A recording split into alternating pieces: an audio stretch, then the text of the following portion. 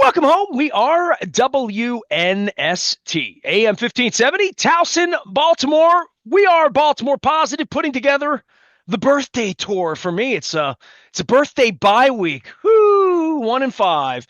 We have Raven scratch offs giveaway. We're going to be at Costas later on in the week. I'm organizing a little birthday thing here this week through a bye week. We're also going to be at Coco's in 2 weeks. I'll be telling you more about that. I'm going to get back over to Pizza John's because it's my birthday. It was Luke's birthday 2 weeks ago.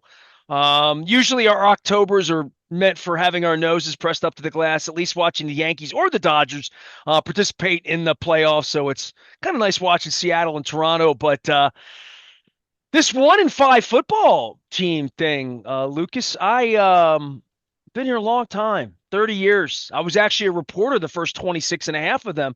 1 and 5.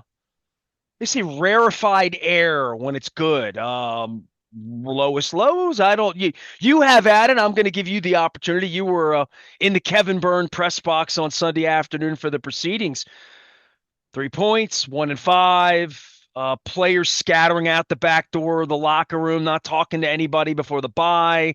Lamar's still hurt, but he's coming back and going to save them. A lot of narrative here. None of it's good. None of it's good, man. No, it's not. It's funny. I was making the comment to a couple other people in the press box, in the aftermath of a 17-3 loss. I said, it feels like this just picked up where baseball season left off. I mean, you think about where the Orioles were Memorial Day weekend, which, were a similar point in the calendar, right? I mean, as football season goes, I mean, you play once a week. It's a different ebb and flow to it, but they were 16-34. And at that point in time, I think I made the comment over and over and over that no, I didn't think they were going to lose 110 games, which was the pace at that point in time. And I was right about that. They played better, but the question was always going to be how much better that you're going to overcome the hole that you dug yourself into.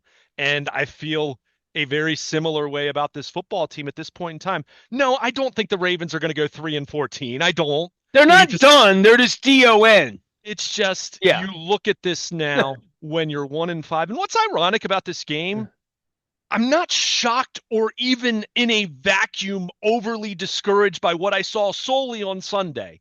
I think what we saw against Houston last week was just a total embarrassment, right? You question the effort, you question the heart, you question the fight. They were terrible defensively. Offensively, they've scored 10 points.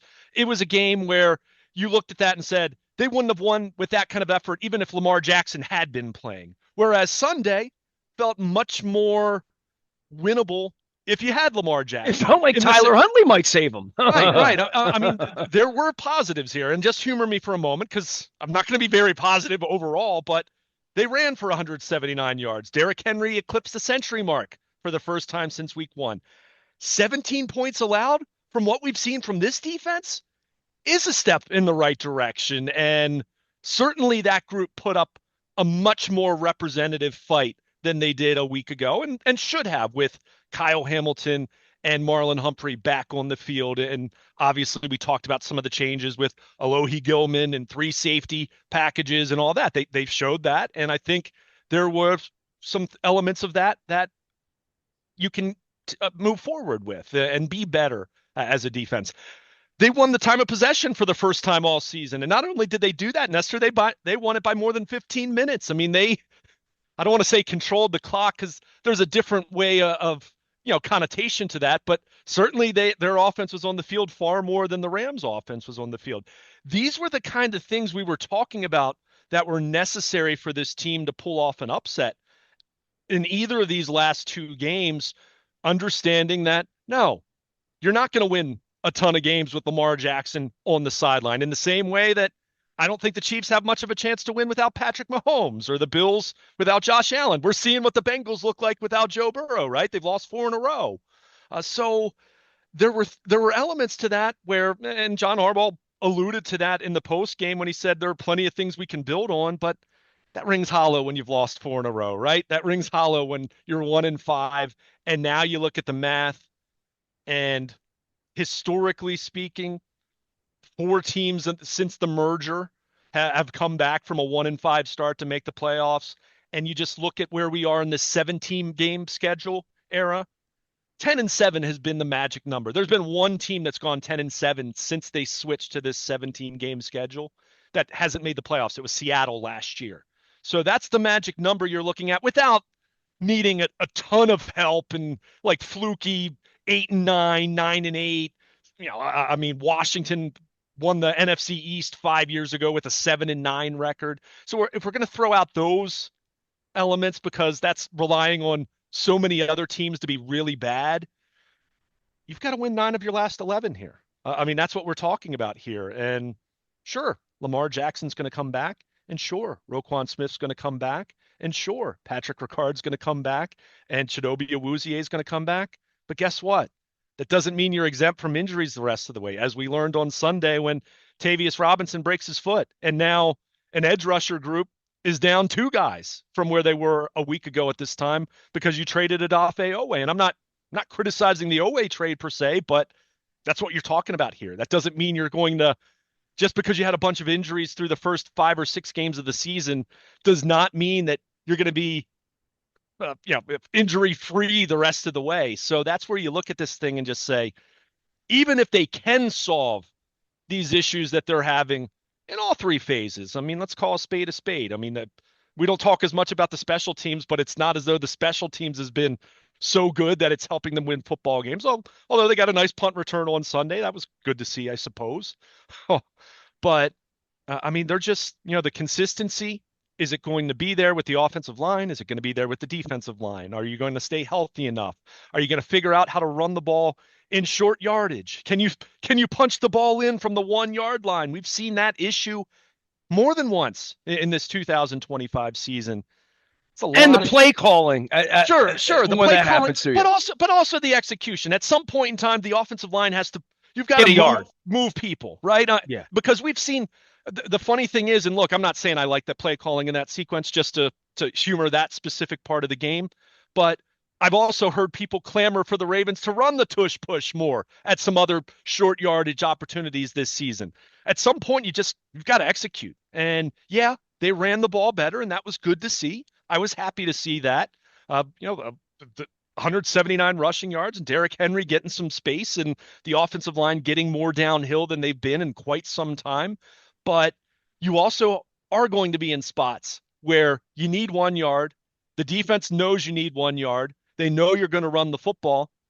You've got to be able to pick it up sometime, at least at a far higher rate than they've been able to do this year. So it's a lot of ifs that I just went over, a lot of ifs and buts and hypotheticals. And look, I am not going to sit here and downplay the absence of Lamar Jackson and what that does for your football team, right? And like I said, the Bills aren't winning jack without Josh Allen. The Chiefs aren't winning without Patrick Mahomes. We're seeing the Bengals in real time without Joe Burrow. So I'm not going to sit here and just say, well, next man up when it comes to Lamar Jackson and going to Cooper Rush. Although I'll say the Ravens whiffed trying to upgrade the backup quarterback because he was terrible on Sunday and wasn't good last week, but so many other things went wrong last week that Cooper Rush was like number 8 or 9 on my list, but he was high on the list this week. I mean, he was bad. So you'll get Lamar back, and that's great, and that's very important. That's the Captain Obvious statement, and they will absolutely be a better football team with him back on the field than they've been the last 2 games. But that said, so many of these issues that I mentioned, they were having even before the injuries, even before Lamar. They were having issues running the ball with Lamar on the field, which is kind of the first time that's ever happened, right? So they've got a lot of soul searching to do. They've got a lot of looking in the mirror to do during this bye week to get right physically, reset, coaches go back into the lab and try to find answers, players talking to each other and putting in some work this week before they get a well-deserved respite.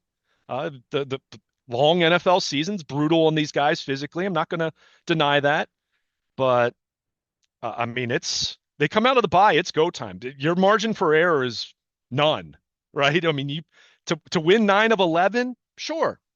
The Ravens have gone on some runs like that with Lamar at the helm. They absolutely have. 2019 and certainly 2 years ago when they got on an absolute roll to clinch the number 1 seed. And even last year, they finished off on a really good second half of the season.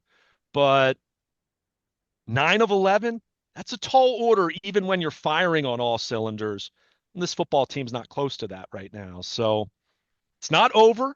I'll continue to say it's not over, and because what else are we going to do here? Well, if we're going to say it's over, then I'll go watch something else on Sundays, right? So I'm not ready to say that, but I'm not going to sit here and paint a rosy picture because there's anything but that when you're 1-5 and looking at a heck of a run of football that's going to be required here just to get to the playoffs, let alone talking about any of the goals that you and I have talked about for this team and what, Super Bowl or bust and all of that. I mean, you don't even deserve to utter the word Super Bowl when you're 1-5.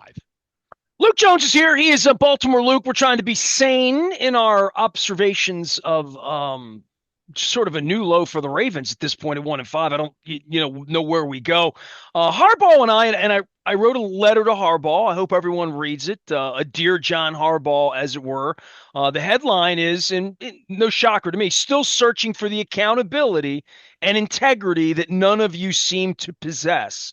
And I said, let's start with an opening proclamation. I won't be the fool who ignites the fire John Harbaugh chants, but there's plenty of fire Zach Orr, right? I mean, there's plenty of do something. Give us someone's head. Give us Todd Monken's head for running the ball 4 times at the goal line, and chicanery of Mark Andrews and taking Derrick Henry off the field in circumstances, and just the fact that they ran the ball really well and still scored 3 points on Sunday. Yeah. Like there's just so much low-hanging fruit of purple bad here that I want to give you the choice of whether you want a plum or a pear.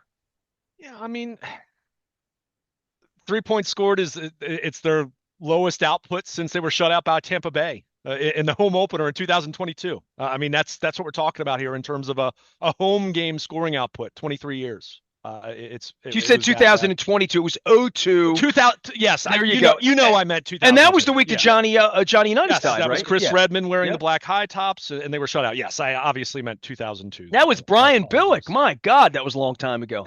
Yeah. And well, you score 3 points, right? I mean, unless you're talking about a safety, there's only one other alternative. It's being shut out when you manage 3 points in a football game. So.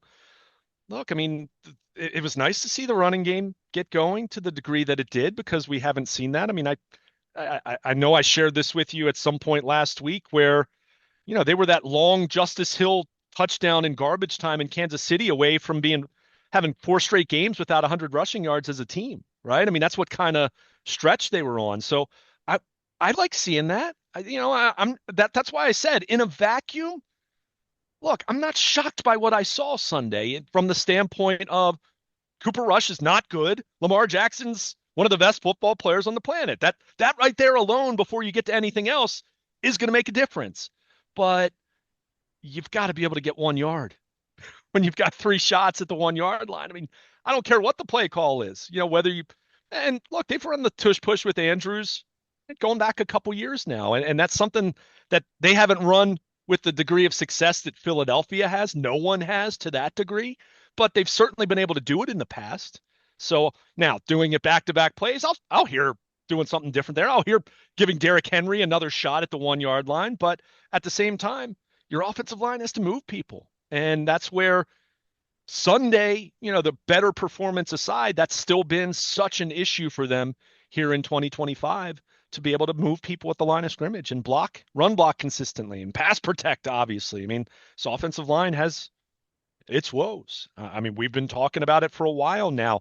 At some point, don't you need to try to put some other guys in there, give someone else a look? I mean, are you really that invested in Daniel Faalele and Andrew Voorhees? Ronnie Stanley exited a game for the second time in 3 weeks. The other game he was inactive. That ankle continues to be an issue. That's 3 straight games now where they basically haven't had him on the field very much. That's a problem because Joseph Noteboom is not ready for prime time, and not even as good as Patrick McCary as a backup to Ronnie Stanley, I would say. So, talked about the McCary thing, and look, that's not a criticism of saying the Ravens should have paid Patrick McCary $12 or $13 million a year like he's getting in Jacksonville, but maybe they could have done better than Cooper Rush if they needed it. Sure. I mean, look, Eric DeCosta has to wear this too.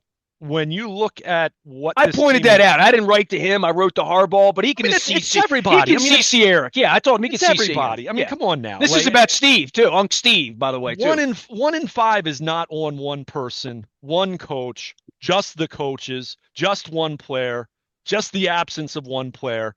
All of the it's everyone, right? I mean, it's everyone. When you're 1 in 5, there is plenty of blame to go around. But yeah, I mean they signed Cooper Rush in mid-March, and don't get me wrong, that it's not as though he's making insane backup quarterback money, but he's making more than the vet minimum. And I'll say this much, for what we've seen out of him in 2 weeks, I'd just assume a run it back with Josh Johnson at the league minimum, right? I mean, the little time that we saw him looked better than what we've seen from Cooper Rush. And, it's not a high bar, but, that didn't work out. I mean, Jair Alexander continues to be a zero in terms of, I mean, he didn't even play on Sunday. He was active, but didn't play, right? And that, I'm not saying it was big money, but still $4 million, right? I mean, that's $4 million that can go to another depth spot, or however you want to invest your, we talk about it. And every time you spend money, there's opportunity cost, right? That you could have spent it somewhere else or on augmenting your depth elsewhere. Jair Alexander, it's not good enough to play, apparently, right? I mean, continue to ask about him, and he's not out there. So you have that. DeAndre Hopkins, look, DeAndre Hopkins has played well. That said, has it resulted in the offense being better collectively? No, it hasn't. And, the offensive line has its issues. And, Rashad Bateman's disappeared from the offense entirely, right? I mean, so you look at these offseason acquisitions and you just kind of say, what's really worked? What's worked to make this team better? And it's tough to kind of look at it and say, oh, wow, that was a move that really paid off. Like I said, Hopkins has played well individually, but has it made their offense better collectively? I'd say no, just because of, and that's not his fault, but just the group as collectively is not as good as it was last year. So a lot of questions, obviously. I mean, lots of areas they can address. They have, 3 weeks until the trade deadline. How much do you try to salvage this roster? Or are there so many holes where you say, is it worth it to do that because you are 1 in 5? And, unless you're acquiring someone that you say, okay, we'll have him for next year, one of those kind of deals, you kind of look at this thing and say, what can you realistically do to save this thing in terms of player acquisition? I mean, they're going to need another outside linebacker at this point. I mean, they have 3 healthy ones on their 53-man roster, and one of those guys is David Ajabo, right? I mean, who, we don't need to belabor that point after talking about him for 3 years. So, there's a lot of soul searching going on right now, and a lot that could happen. John Harbaugh was asked again about changes to his coaching staff after the game. Seemed to, expressed an expectation that there won't be any, for fans that are demanding a pound of flesh. As I said, the defense played better on Sunday than we've seen in recent weeks. I mean, good. That was good to see, but they certainly haven't earned the trust to say that they're going to be consistent enough now moving forward to, again, go back to needing to win on 9 of 11 games, right? I mean, there's no kind of trust in that way. So, I mean, if they're not going to make coaching changes, and look, like you said, people are mad, and I get that. People deserve to be mad at 1 in 5. I totally understand that. In the same way we talked about it when the Orioles were 16-34. I completely get that. I'm not going to belittle that. People can be ticked off. They should be ticked off because this team was supposed to be the overwhelming Super Bowl favorite in the eyes of so many. But at the same time, can I sit here with conviction and say, oh, things will definitely be better if they would just fire Zach Orr, they would fire this coach or fire that coach or make this specific change? I certainly think you need to look at this thing realistically and say, I don't think you can maintain the status quo across the board in terms of lineup and play calling and all of that. But I don't think this is necessarily, oh, well, fire Zach Orr and put Chuck Pagano in place and everything's fine. Well, who's playing on the defensive line? Who's getting any pressure on the quarterback whatsoever, right? I mean, Go through the issues there. Go through the issues they have at linebacker, right? Where, Teddy Buchanan and Trenton Simpson are playing. And yeah, Roquan Smith will come back, but we haven't seen the best version of Roquan Smith so far this year either, other than the Cleveland game. So there's a lot. I mean, there's a lot. And guys like me can point out the run they went on in 2019 where they won their last 12 in the regular season, or they won their last 5 in 2020 when they were in peril, or winning 10 of 11 in 2023, or winning 7 of their last 9 last year, right? We'll hear that. And by all means, it's worth pointing out they are going to be better with Lamar Jackson back on the field. How could you not be comparing them to Cooper Rush or Tyler Huntley? That's Captain Obvious stuff. But are they going to be? Is that going to cure all that ails them right now? No, because again, these issues were there even before the injuries really piled up these last 2 or 3 weeks. And as I said, and we saw this with the Orioles, the same thing, right? Just because you have a rash of injuries early on, that doesn't mean it swings in the opposite direction the rest of the way and you're really, really healthy. You heard me talk about their health a lot last year and in the offseason, lamenting the fact that they stayed as healthy as they did and they didn't take advantage in terms of being able to make a deeper playoff run. Just knowing that you don't have extremely healthy years like that every year because it's the NFL and it's a violent sport. But, and you just look at all that needs to go well the rest of the way. It's not impossible, but boy, it's a tall order at this point in time. And that's before we even get into some of the things that you were alluding to in terms of where is this team from a leadership standpoint, coaches and players? Where is this team from an accountability standpoint, coaches and players? And where is this team purely from a belief standpoint in terms of, do they believe in one another as players?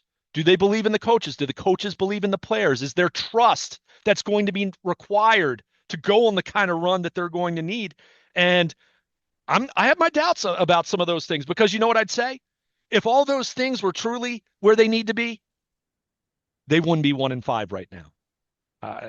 That's just how I feel. So, man, I don't know what the magic elixir is, Nestor. I'm not smart enough to figure out exactly what can get them perfectly on track here to the degree that they're going to need the rest of the way. But as it's presently constructed, and we were saying this even a few weeks ago, whether it's the sum isn't as great as the parts or however you want to describe it, not good enough. And that's the obvious statement when you're a 1-5 football team going into your bye. Looking for somebody's head, looking for somebody to be fired, whether the defensive schemes are good enough, whether the players are good enough, whether the players will be good enough. Walking through the locker room, and this is what I wrote to Harbaugh, the fact that these guys run out the back door and want me to respect them as a fan on the outside or as a reporter on the inside or as somebody just sort of paying attention to what King Henry is willing to do, each and every week, win or lose, fumble or no fumble, his fault or not his fault.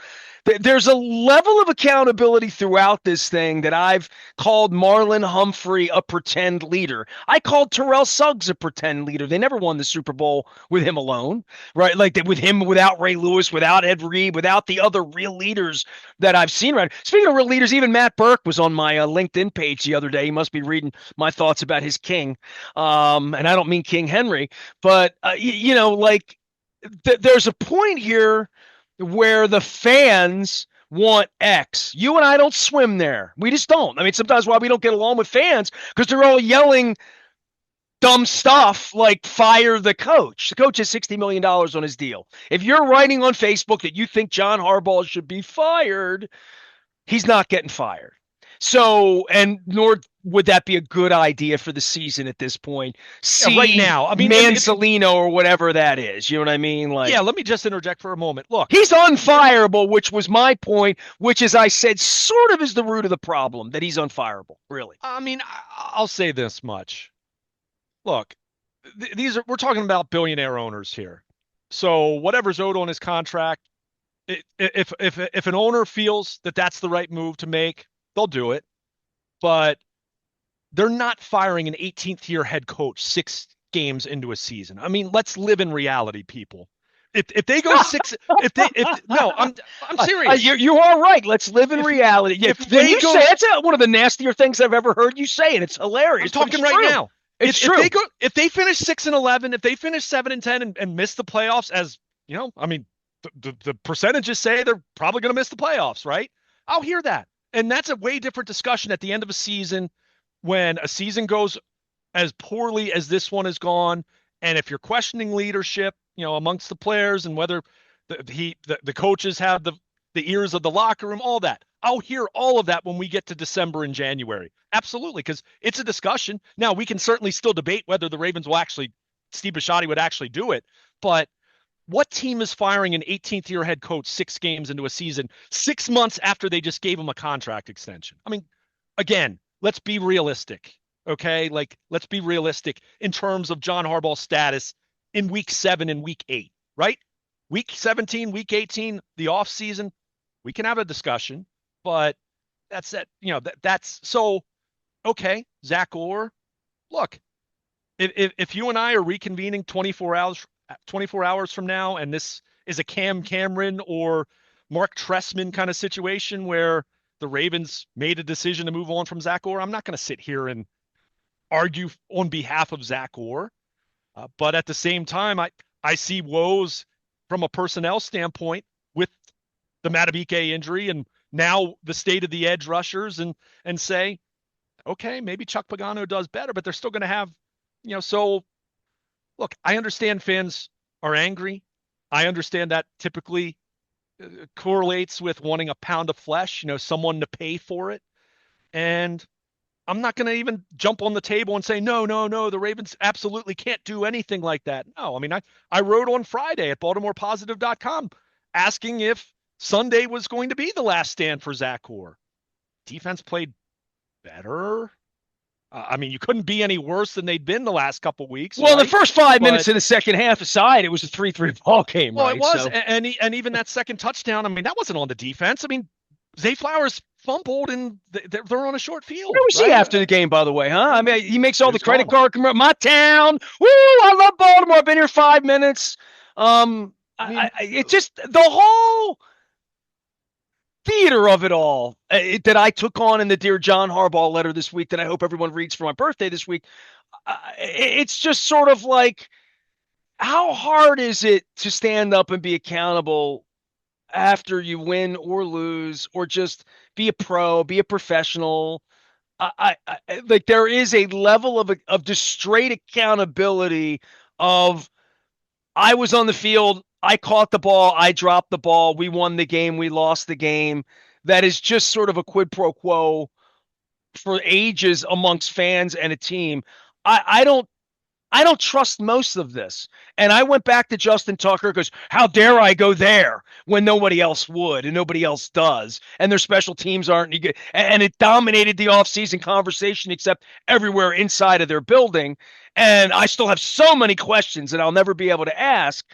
But the team's 1-5, and looking for the pound of flesh that you talk about from the fan base. Dude, you were there. Tickets are $20 at 65 degrees. Sure. Nobody came. It never rained. The tickets are paid for. Just all of the quit in the fans and the emptiness of the stadium before the game began, through the game, and at the end of the game after what happened last week, now going into a bye week, sitting on 1-5 and stewing on it the next 13 days before you can even possibly get to 2-5. And I look over the hill at this schedule and say, NFC teams, they kick their ass. Lamar's back. They'll be fine. They'll win 2 games. They'll at least be 3-5 when we start talking about them, and they'll be 4-6. And I said to John, and maybe you'll chuckle at this because you haven't read my piece yet. I know you haven't because it's kind of lengthy, curiously lengthy. I only write to John every 3 years. So, when I can, I'm thrown out every day. You have to double duty every day. They run out the back door when you're in the podium room every week. So I got my pound of flesh from John because I hate him, according to his text, that he thinks I hate him for holding him accountable. These are like children. It's like professional wrestling where he hits me with the brass knuckles and nobody sees it. Nobody, we have no audience. You have no audience. It, it's absurd. All of it is so absurd, but the basic accountability of where they are as a franchise when fans are leaving, nobody's there, and he's saying like 1-5, what an opportunity. Who's got it better than us, John? As my seventh grade friend Lisa Bachledge wrote on her Facebook page, Lisa Bachledge Moses, she always be Bachledge to me. She's been married for 40 years. She wrote, everybody. Who's got it better than us? Everybody. I said, no, not the Jets. Not the Jets. I was going to say, except the Jets. Not the Jets. But like, people are making fun of them all over the internet. People are pissed. People have left the stadium. To your point, everybody left the theater right around June 15th with the Orioles, right? I don't know when that happens with this football team because, quite frankly, other than the Flacco bad year when my wife was dying and I was barely paying attention in 15, they haven't had a lot of, like, throw-ins. Even the years when Lamar's been hurt, he's given him some rope to get to the end. And, I mean, Huntley almost won a playoff game, and he looked like a water bug again out there on Sunday. Like, and that's kind of hard to stop, even though you look at him and say, can we give him 6 inches? You know what I mean? Like, but, he does things that Lamar does that, at least power the football forward on a day when Derrick Henry can move the ball and the offensive line isn't holding, jumping, holding, which obviously the other team had a hell of a problem on the line with hard count. Sure. No question. I mean, a couple things. Want to go back to, you talk Cooper Rush. They paid him for his hard count. I mean, you can probably get, maybe just have Mark Andrews do that. I'm going to work in comedy here. I'm getting with Mickey Coachella. I'll have an act worked up by the time they hit Chicago. But I wanted to go back to what you mentioned as far as players after the game. I'll repeat what I said about Mark Andrews in Buffalo. Look, Zay Flowers and whoever else doesn't talk after the game, they owe me no accountability, right? I'm not that important, right? I don't have an inflated sense of self-importance whatsoever. But they're talking to their fans, and clearly the Ravens view that as talking to their fans. Otherwise, they wouldn't broadcast on Facebook Live and on a live stream the post-game press conference. So clearly that is done for the fans, right? By the way, Harbaugh should read the threads underneath it there. He'd call his buddy Trump and have Meta taken down as a platform if he saw what is written about him while his lips are moving in front of thousands of fans in real time. I mean, there's no way he can even possibly know about it because he's not even in charge of his own building. Chad Steele is what he tells me. Still to this day on text. That's how full of manure John Harbaugh is in dealing with me. So you're speaking to your fans. And then the other element, and I talked about this a lot, when we were talking about the Mark Andrews thing last January, it's being accountable in the sense that don't leave your teammates out to dry to answer for you, right? DeAndre Hopkins was asked about Zay Flowers' fumbles. Why? Because, Zay Flowers wasn't there to ask about it, right? To ask. So, those elements, look, accountability, and I said this to you a couple weeks ago. Dude, it tells me whether you're a grown-up or not. If this was my kid, if I was Mark Andrews' father, and he walked out of Buffalo without taking the puck, Joe Flacco's old man would have been there to kick his ass. I'm serious. Joe told me as much. By the way, he didn't play well enough to win, but he's playing. 16's a weird number on him, too. I just want to point that out. But I want to be clear, accountability, when we're talking about players and coaches, it's much more than just talking to the media, right? Ultimately, they need to be accountable to each other. But it's like I said, you're speaking to your fans and you're not putting your teammates in a position where they must answer for you. So that's what I said with Mark Andrews. I'll say the same thing about Zay Flowers. Dude, it's the old Roger Daltrey. Who are you? Who are you? Because I want to point out a really good example. You mentioned Derrick Henry, but I want to point out another example that I saw this past week. Philadelphia Phillies. Orion Kirkring's error, which was absolutely horrible, right? I mean, the epitome of a season ending, panicking and making an error, a bad decision and bad execution, and that play's been at first place since you were 7 years old, right? Orion Kirkring is 24 years old. He stood at his locker at Dodger Stadium and answered all the questions. Look, and it's So did from, Lee Evans. So did Billy Cundiff. So did Joe but I know, Flacco after I'm trying throwing the I'm trying puck. to make it, But yeah, but I'm trying we to have give a you long history in this organization of standing up, sure, right? but I'm trying to give an example that happened 4 days ago, right? I hear you. Orion Kirkland answered every question, and you know what other part element was there? Bryce Harper was right there, and Bryce Harper almost talked him through it. And you know what Bryce Harper repeatedly noted? How much of a zero he was in that series. Bryce Harper, despite some past clutch moments in Philadelphia in 2022, he was an absolute zero in that series. So there's an example where the guy that was the GOAT, and I don't mean the modern version, I mean the old school version of connotation of a GOAT in a game, faces the media, faces the fans, goes through and answers every question. And then the leader of the team, who played very poorly himself in that series, was right there to note, hey, this isn't on him. This is on me. And he took the accountability for it. Now, look, that's one example. And I'm not saying the Phillies are stand head and shoulders above other teams in that way, but there's an example of how it's done. And there's an example of, look, Philadelphia is a brutal market. I mean, you want to talk about a much tougher market to play in than Baltimore? Philly's it. I mean, boo Santa Claus, all the different stuff that you've heard over the years. But there's a situation where a 24-year-old, he could have run and hide. He could have tried to run and hide. He didn't. He faced the music, and the team captain, so to speak, was right there with him, lockstep, saying, "Don't put this on him. I was bad in this series. It's on me." It's to me. I'll leave it at that. It's a pretty stark contrast compared to Sunday. And look, Sunday wasn't a season-ending loss, although 1-5, it's feeling more and more that way. But yeah, there's a lot, and I certainly hope players are being more accountable to one another behind closed doors compared to that example. Just one example from Sunday's loss. Accountability is our bye-week theme. I've inked a Dear John Harbaugh letter that I hope you read.